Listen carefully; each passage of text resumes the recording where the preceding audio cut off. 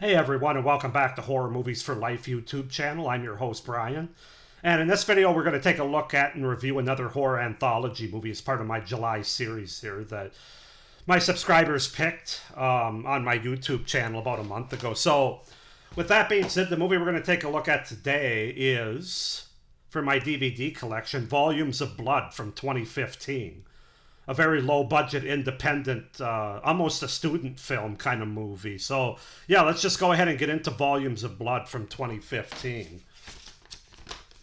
Volumes of Blood is a 2015 American horror anthology film directed by a bunch of people: P.J. Starks, Jacob Belinsky, Nathan Thomas Milner, John Kenneth Muir, and Lee Vervoort.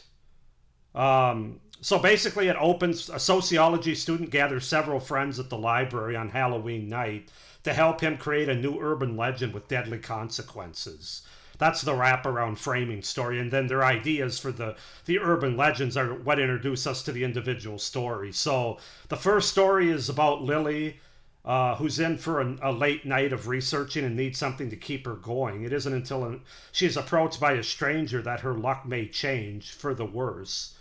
The second story, a typical night of work for a librarian, becomes a classic ghost story with a modern twist. Sometimes you can't keep a bad book down.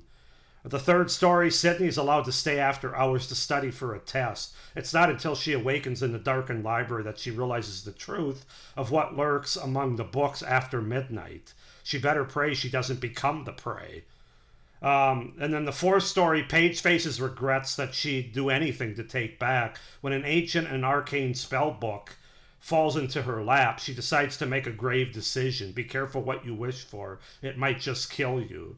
And then the fifth story is actually, the wraparound story turns into the fifth story in sort of a meta shooting the movie kind of way. And that's sort of a slasher story. So it's called That's a Wrap is the name of that story. So I guess I should have mentioned the name of the stories. The first story is entitled A Little Pickup. The second story is entitled Ghastly. The third segment's entitled 13 After Midnight. And the fourth story is entitled The Encyclopedia Satanica. And then the fifth story, the sort of meta wraparound fifth story, is That's a Wrap. So as far as the cast goes, I'll name a few people. I'm not going to name everybody because there's way too many. Lynn Lowry is P.A. Library from the segment Ghastly. Ronnie Jonah is Kaylin, the segment That's a Wrap. Jason Crow, Tyler, segment That's a Wrap. P.J. Starks as himself from the segment That's a Wrap. Jim O'Rear is Loosome Fear as the segment A Little Pick Me Up. Kevin Roach is Derek from the segment Encyclopedia Satanica.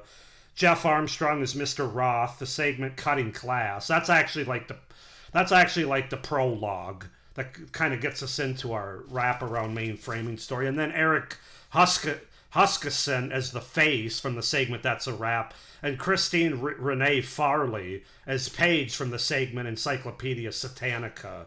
So yeah, that's to set up the premise and the cast for the 2015 horror anthology movie Volumes of Blood. I enjoyed this movie for being a low budget independent movie that was shot away from Hollywood and didn't have the budget or anything like that. I thought they did a really good job, and I had fun with this movie. It's not to say it's perfect. It's got its problems, as you might expect, but not as many as you would think for a low budget independent movie shot by a lot of directors that I think were basically out of college or out of film school. So let's just go ahead and get into it, starting with the things that I liked about Volumes of Blood. And basically, as I just said, for an independent, low-budget movie, there was a lot of competent filmmaking on display here.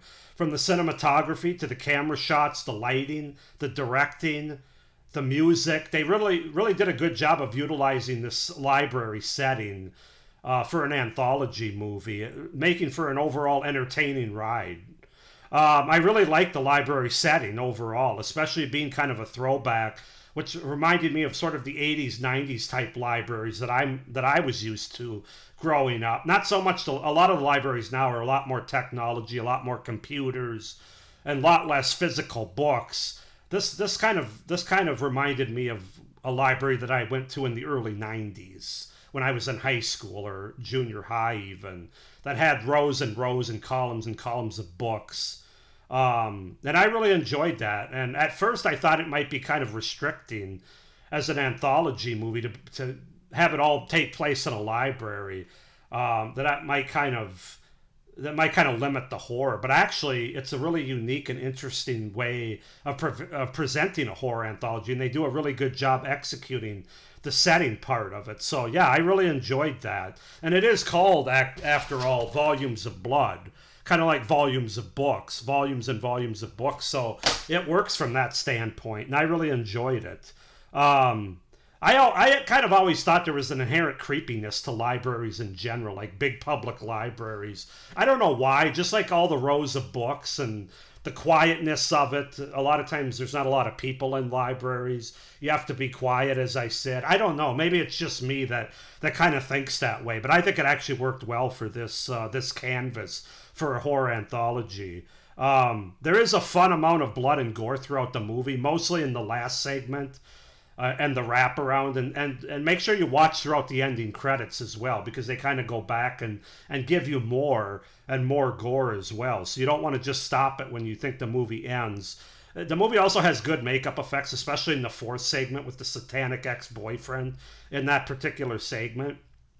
I think all 5 stories are really solid for the most part. None of them felt like filler, or none of them were really bad or unwatchable.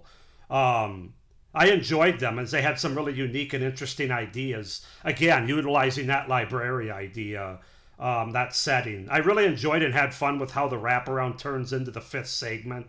The slasher story, the meta wraparound story.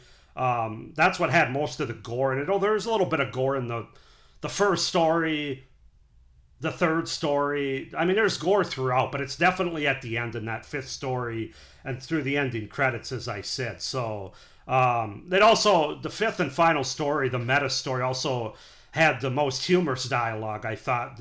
The one line being, "Bring your A game, not your ass game." That was by the director, PJ Starks himself. That was kind of funny. Some of the masks, creature costumes, and designs I thought were cool and creepy, especially utilizing the library setting once again. Now they are just like masks that people are wearing and costumes that people are wearing. Again, that's where the low budget nature and the forgiveness comes in for that. But I thought it was still effectively creepy and effective to the point that they were trying to get across here. And then I thought there was solid acting, particularly in the 4th segment. Encyclopedia Satanica, both by the 2 main characters, especially the ex-boyfriend. I thought he was probably one of the better actors in this movie, because the acting's not great across the board, but in that segment I thought those two, the guy and the gal, did a good job. And it also has kind of a throwback to The Shining a little bit too, with certain stairs that are utilized in that segment. So in case you can't tell what my favorite segment's going to be yet. And then also the music, I thought, that was used in this anthology really brought up the energy and made it fun and entertaining, and I really enjoyed the ride with the music that's used as well. So yeah, those are my pros for Volumes of Blood from 2015 on DVD here. I do know there's a Blu-ray release of this as well, and I looked at it, but it doesn't look like there's any more special features than what the DVD has on it. Somebody can comment down below if they have the Blu-ray or they've seen the Blu-ray, if it really makes a big difference as far as the sound and the quality, if it's worth my investment in the Blu-ray. Otherwise, I'm happy with the DVD here. But with that being said, let's get into the cons now. It's not a completely cohesive from beginning to end anthology, as a lot of other ones are that I've watched and reviewed on my channel. There are several tonal shifts and some pacing inconsistencies between the stories as well as the wraparound as well. I think that's just part of being an independent filmmaking and film and trying things out by the director and the producers. But yeah, it's because it starts with basically a kid in class is watching like an old school 80s throwback short film on his phone. That's kind of the prologue that we start with, and then we're introduced to him in this classroom, and then the teacher, who I think I mentioned, Mr. Roth, the segment Cutting Class, which isn't really a story, it's the prologue segment. So you're introduced to that, and then one of the characters from class brings these other people together in the library to start our wraparound. So there's just a lot of moving parts going on. It's not as cohesive as it could have been independent movie, I'll forgive it. Most of the acting is amateurish, as you would expect for an independent film. If this was shot in Kentucky in this library, like I heard, obviously you're not getting Hollywood actors and actresses. These are very probably local actors and actresses, theater actors and actresses in local theater productions, things like that. And some of it is shown pretty well on screen from an amateurish nature. Like I said, I think the one exception was the Encyclopedia Satanica segment. I thought the acting was better in that one, but particularly the four characters in the wraparound, the four students, I thought their acting was pretty not great. Again, we'll forgive it. It's a low budget independent movie, not shot near Hollywood. The second story, well, stylish. This is the black and white kind of silent movie that's called Ghastly. It's something that I think I would see in a YouTube horror short. In other words, that was the one that really didn't do much for me, if I'm being honest about it. It's fine. It's not offensive. I can watch it. But it's like watching a YouTube short, basically. It is stylish, though. They did shoot it in black and white, and it's kind of like a silent film with just the music being the only sound you hear. And that part of it is effective, so I'll give it that. I didn't completely like the twist ending of the third segment that's entitled 13 After Midnight. It just kind of felt like a lazy cop-out to me. The fourth segment, there's a conversation that happens between characters, the female main character, and then there's another older gentleman character who I think is like the main library guy. That went on for a little bit too long. They could have cut back on the dialogue there where they're just talking. That almost lost me for that story. Luckily it didn't, because that story gets a lot better. The final segment, well, I liked it. I can understand how others don't, or how they might not. It would turn some people off as it goes movie inside a movie meta mode. And that's not going to be everybody's cup of tea. It might kind of take them out of the movie. I enjoyed it. I had fun with it, with the entertainment and the humorous aspects of it, and especially the gore aspects of it. And then I'll say some of the dialogue is awkward and cringe, mostly in the wraparound story, but even sprinkled throughout some of the other segments. So yeah, I mean, like I said, a lot of my cons are going to be based, and I knew this, and that's why I brought up the independent, low-budget nature of this movie right off the bat. A lot of it is based on that, but I think you can tell there's a lot of heart and a lot of effort put into this movie. They didn't just mail it in for the most part. I would say 85-90% of this movie, they really gave it their best shot, given the limited resources and budget that they had, and their limited experience that they had. I think they did a great job with it, and I definitely am going to keep this on my shelf and look forward to watching it again at some point. It's a quality anthology movie. It really is, from 2015. So I'm going to give this movie a 7.5 out of 10 overall as a movie. As far as ranking the segments go, from least favorite to favorite, because none of them are bad. My least favorite would be Ghastly, the second segment that I talked about, the black and white segment. The fourth segment, I'm going to say, is a little pick-me-up, which is basically about an energy drink that kind of goes in a different direction. That was the very first one, which I did like. I thought that was a very unique idea for a horror anthology short. My third favorite is 13 After Midnight. That's the one that's given a little bit more to do. It's a little bit longer. The first two stories are shorter, and then they get longer, and I would argue better as it goes on, which that's another kudos to this anthology movie. A lot of times, an anthology movie will blow its load early, as I put it. It'll give you the best segment first, and then they kind of don't live up to that after that. This actually does it right in giving you they do it in the right order, I guess is what I'm trying to say. The first two segments are fine, but they get better with the third segment, the fourth segment, and the fifth segment. But anyway, getting back to that, the third segment, so 5 is Ghastly, 4 is a little pick-me-up, the first two segments. Third is 13 After Midnight, the third segment. My second favorite is That's a Wrap, which is the fifth and final segment, with all the gore and sort of the meta wraparound story. And then my favorite is the Encyclopedia Satanica one. Other than that extended dialogue that they had between the two characters that I mentioned in my cons, which they could have cut back at least a minute out of that, I think this is the best segment in terms of filming, in terms of callback to The Shining on the step, the acting, the directing, the cinematography, and I know the idea is not new, where you have this you have this encyclopedia in this case, but this magic book, or this book to be able to resurrect somebody from the dead. The makeup effects are good.